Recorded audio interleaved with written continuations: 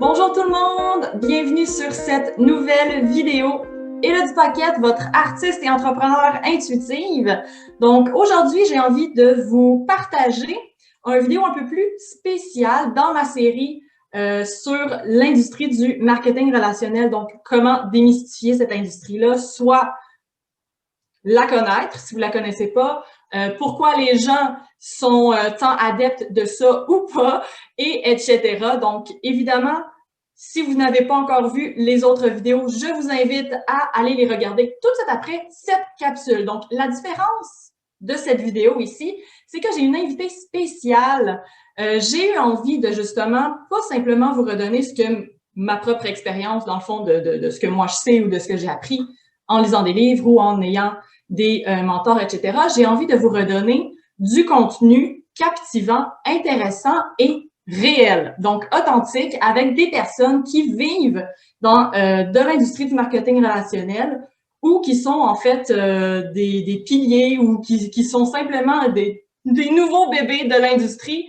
Peu importe, j'ai envie vraiment de redonner vie à cette série-là avec des nouveaux invités. Ma première invitée à cette série, c'est Stéphanie Lavoie. J'ai eu la chance de la rencontrer il y a environ 8 ans lors d'un projet théâtral. Donc, elle était en maîtrise à l'École des médias en communication avec la faculté de communication de l'UQAM et j'étais comédienne sur le projet. On a connecté ensemble et de fil en aiguille, on a commencé à développer une relation d'affaires dans cette industrie-là qui est l'industrie du MLM, en d'autres termes. Bref, Stéphanie, c'est qui? Très exactement, c'est principalement une artiste et une entrepreneur aguerrie, une entrepreneur qui est passionnée. Passionnée par quoi? Passionnée par l'enseignement, passionnée par redonner aux gens, surtout passionnée par enseigner comment diversifier ses sources de revenus à travers la planète. Donc, en fait, surtout à la francophonie qui est présente à travers la planète. Elle a la chance, en fait, d'apprendre avec des mentors exceptionnels, entre autres comme Annick Desmarais, Emmanuel Bernstein. Si vous les connaissez pas, je vous invite à googler leur nom et peut-être qu'on va les entendre prochainement dans mon vidéo. Dans d'autres vidéos, pas celle-là, mais d'autres. En fait, elle a été membre fondatrice d'un projet international antérieur et grâce à ça, elle a ouvert le Canada, elle a pu travailler avec des milliers de personnes, aider des milliers de familles à travers la planète à faire une différence dans leur style de vie et surtout au niveau de leurs revenus. Au niveau de son parcours, j'aimerais ça que vous l'entendiez, en fait, vous en parler. Bienvenue sur l'appel avec nous. J'ai envie, en fait, de te redonner la parole tout de suite pour que tu puisses nous dire un peu plus tu es qui et c'est quoi ton parcours? Avec grand plaisir. Et d'abord, c'est vraiment un honneur pour moi d'être invitée sur ta chaîne, Élodie. Je veux vraiment d'entrée de jeu dire aux gens qui te suivent à quel point tu es une personne exceptionnelle et à quel point cette rencontre n'est pas anodine dans nos parcours. Puis, c'est vraiment une relation qui, dans le temps, s'installe et non seulement s'installe, mais c'est bâti. J'ai eu la chance de te voir à l'œuvre, oui, dès le début, parce que c'était effectivement à travers un projet, mais aussi au fil des années. Puis ça, pour moi, je veux vraiment que ta tribune entende à quel point c'est un cadeau d'être reçu aujourd'hui par toi et de te voir aussi te déployer dans tes talents. Vraiment, fait que je suis super enchantée d'être ici aujourd'hui. C'est un gros exercice pour moi. Et là, c'est au tour d'Élodie de dire « OK, viens nous parler de ton parcours. » Et j'accepte de sortir de cette zone de confort parce que mon parcours, en fait, a commencé, je dirais spécifiquement, il y a 20 ans. Il y a un peu plus de 20 ans, j'ai commencé en tant que mannequin. Et rapidement, je me suis rendu compte que j'étais à la recherche de plus de contenu. Un élément que je savais déjà nommer à mon jeune âge, c'était l'incapacité de l'expression. Et là, je veux vraiment essayer de le synthétiser le mieux possible pour que les auditeurs, les auditrices puissent possiblement se reconnaître là-dedans, mais oh Dieu, que c'est compliqué de s'exprimer quand on est enfant, adolescent. J'avais l'impression qu'il y avait beaucoup d'éléments qui se passaient en dedans de moi au niveau émotif, mais aussi au niveau cérébral, et que je n'avais pas le vocabulaire, les mots pour le partager, l'exprimer. Puis ça me travaillait beaucoup.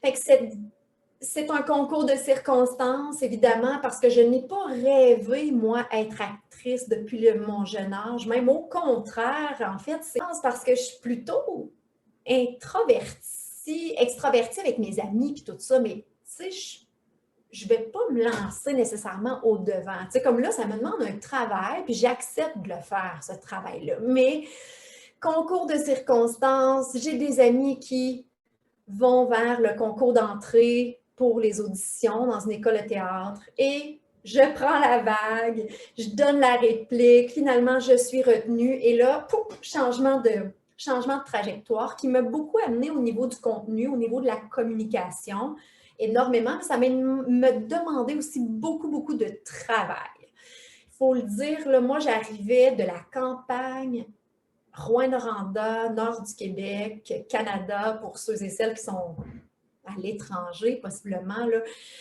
Et j'arrive là, j'ai pas tant de bagages culturels, outre que j'ai grandi en même temps qu'un festival très prestigieux ici, qui est le Festival de cinéma international en Abitibi-Témiscamingue. On a le même âge. Donc, quand j'étais à l'école primaire, on avait des blocs, des activités où les jeunes, les élèves, avaient accès à un cinéma international de tout type pour ce groupe d'âge-là. Fait qu'il y a ça comme bagage professionnel artistique plutôt que j'avais, mais contrairement aux élèves des grands centres, j'allais pas au théâtre depuis la maternelle, tu sais, c'était quand même quelque chose d'assez nouveau pour moi, puis j'avais personne qui était acteur dans ma famille, alors qu'il y a des gens à l'école de théâtre qui étaient nés là-dedans, là, tu sais.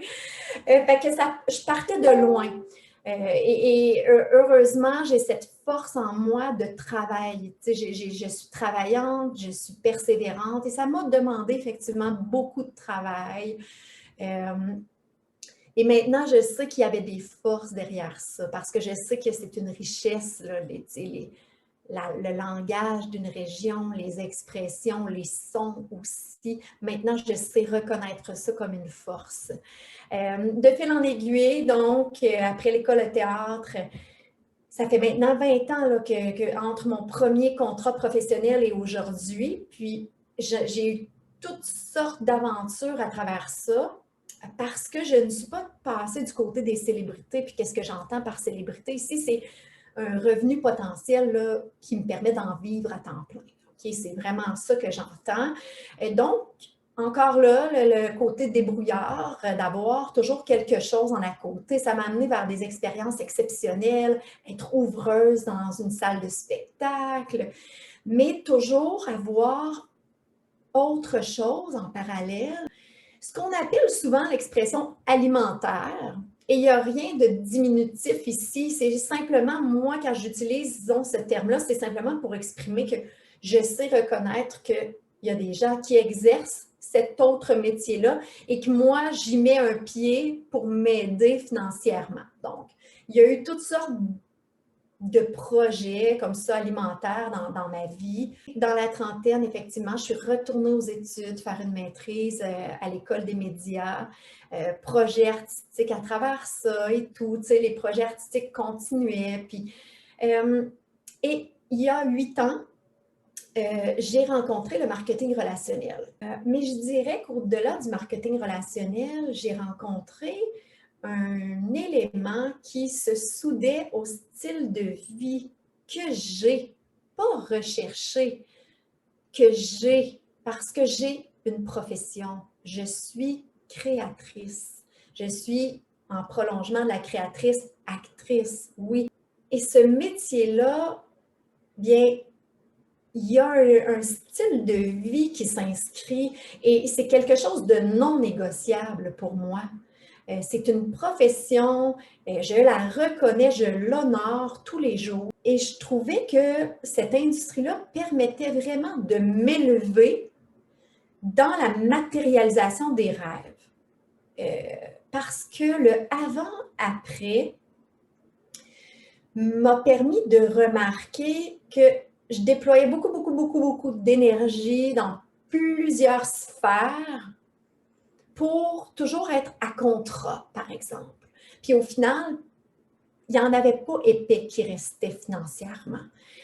Alors que cette industrie-là m'a éduquée financièrement, c'est ça qui a vraiment lancé les premières graines d'agriculteurs, tu sais, puis oui, il y a une terre à entretenir, oui, c'est un beau monde vu d'un aspect professionnel, et moi, j'ai suivi des professionnels de cette industrie-là. Loin de moi, la prétention de dire que je suis une professionnelle. Oui, j'ai réussi, j'ai atteint des niveaux de leadership, oui, mais ici, ce que j'aime, c'est être encore bien entourée. Et ça, pour moi, c'est très précieux dans l'introduction. Oui, tu as nommé Elodie, ma première mentor, Annick Desmarais. Et puis, par la suite, donc il y a environ 3 ans, il y a mon mentor actuel, M. Emmanuel Bernstein, qui est apparu et qui fait une grande différence parce que c'est un homme qui a 26 années d'expertise, qui a réussi, qui a déployé là, vraiment beaucoup d'actions à une échelle planétaire, qui m'inspire énormément, qui m'enseigne aussi beaucoup. Et ça, cette matérialité-là me permet de voir qu'est-ce que ça peut apporter dans ma vie, ce que ça a déjà apporté dans les 8 dernières années, et ce, à temps partiel. Super, merci vraiment d'être aussi généreuse parce que juste pour mentionner à justement nos auditeurs, je connais Stéphanie depuis 8 ans, oui, mais de l'entendre parler de son parcours comme ça, j'ai pu découvrir son parcours au travers des 8 années en l'entendant parler sur différentes vidéos. Donc, d'avoir un moment exclusif avec elle comme ça, je suis en totale gratitude et vous devriez l'être aussi. Soit dit en passant. Bref, dans tes débuts, quand tu as rencontré l'industrie du marketing relationnel, tu n'étais pas très chaude à l'idée. Et je sais qu'il y en a plusieurs qui se posent beaucoup de questions par rapport à cette industrie-là, par rapport est-ce que c'est légal? C'est-tu une espèce de pyramide? Est-ce qu'on va se faire arnaquer, etc.? J'aimerais ça que tu nous parles un peu de ton cheminement, en fait, de tes recherches en lien avec cette industrie-là avant que tu te lances dans cette industrie. Certainement. Parce qu'effectivement, c'est drôle parce que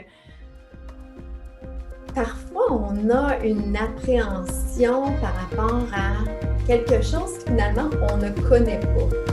Et c'était exactement mon cas. Et cette industrie-là, entre autres, quand elle est apparue dans ma vie, elle m'a amené un grand enseignement.